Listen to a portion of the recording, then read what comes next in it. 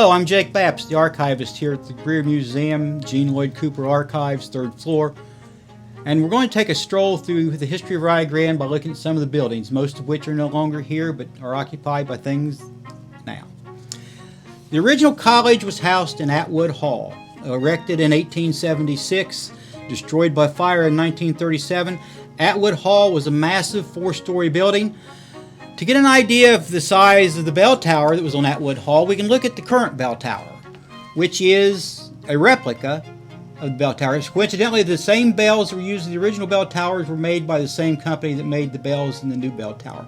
The new bell tower, funded totally by alumni donations, was dedicated in 2001. Back to Atwood Hall, it was 4 stories tall. It's said that you could see it from 4 miles away, and you could hear the bells 6 miles away. The local people used the bells, chimes, to set their clocks by. Unfortunately, destroyed in 1937. The location sat empty until 1958 with the construction of what you know as Allen Hall. So the proper perspective looking at the Rio Grande campus, the original building Atwood Hall stood where Allen Hall now stands. Allen Hall was built in memory of Frank and Miriam Allen, who had a building called Allen House, which now houses the Greer Museum. The second building at Rio Grande, which for many years Rio Grande had only 2 buildings, it had Atwood Hall and it had the boarding hall. Erected in 1876, the boarding hall unfortunately burned in 1917. No one was injured, thank goodness, because it burned early on a Saturday morning, but there were no injuries. But the boarding hall faded into the past. It was replaced by Community Hall. So you had the boarding hall replaced by Community Hall. Community Hall was used as a theater, for classroom space. It's where the Bevo Francis team played basketball. It was torn down in 1979 to make way for the current Fine Arts Building. An old building on campus that still exists, has been highly remodeled and called by another name. This is the Allen House. This is from the early 1970s. It's now called the Greer Museum, and as you walk by, you notice the great changes that have taken place. Next door is the President's House. The President's House was built in 1993. It replaced 2 buildings. One, Davis Cottage, which for many years housed female students. Also, it was the home of John Davis, Rio Grande's 3rd president and longest serving president. Davis Hall was torn down. Davis Cottage was torn down to make way to help build the President's House.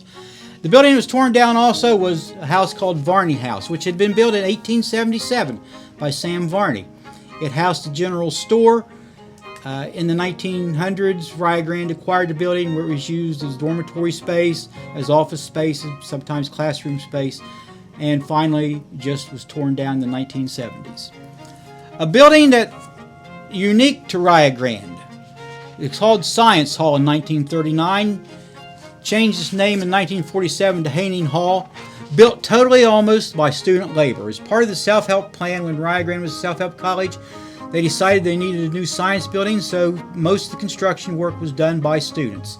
The top floor had housing for male students, and it served as a math science building until the 1980s when it was replaced by the kid math science building we use now.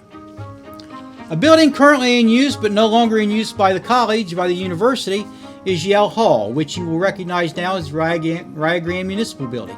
Yale Hall was built as an elementary training school for teachers to work in. It was housed at Rio Grande Elementary for several years, and it was totally college classrooms, and then deeded over to the village. Next to it is the Daycare Center, which began life in the 1950s as a student center constructed by veteran students. The Veterans Club helped build this building. It was used first as a student center, then as a music building, then as an ROTC building, and in its remodeled state is now the Child Care Center.